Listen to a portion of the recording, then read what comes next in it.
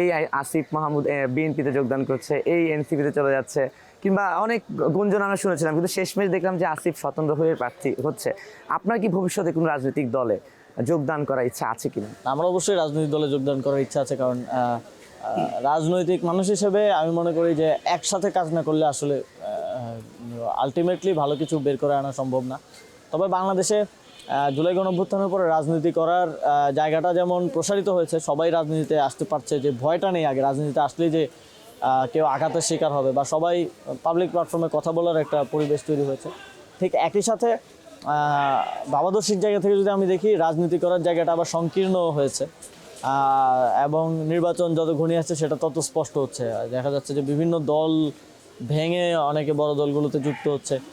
মানে ইকুয়েশনটা এখন হয়ে গেছে যে 1-2 এর মধ্যে ইকুয়েশন চলে আসছে, 3-4-5-6 আর নাই। তো এরকম একটা পরিবেশ, এটার পেছনে আরপিও থেকে শুরু করে অনেকগুলো বিষয় আছে। এবং আবার এই জায়গায় আদর্শিক বোঝাপড়ার বিষয় আছে। প্রত্যেকটা মানুষই তার বড় হওয়া, তার পরিবার, তার আপব্রিঙ্গিংয়ের কারণে এক ধরনের আদর্শ ধারণ করে, এক ধরনের কর্মপন্থা সে ধারণ করে। তো সেই বিষয়গুলো মেলার বিষয় আছে। তো আমি চিন্তা করে দেখলাম যে এই খুব দ্রুত সময়ের মধ্যে যদি আমি ডিসিশনটা নেই, এটা একটা ভুল সিদ্ধান্ত হওয়ার সম্ভাবনা আছে।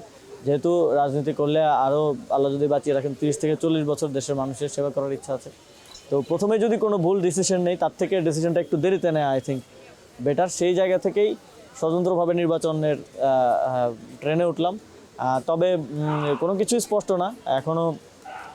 অনেক দল থেকেই আমাকে বলা হচ্ছে।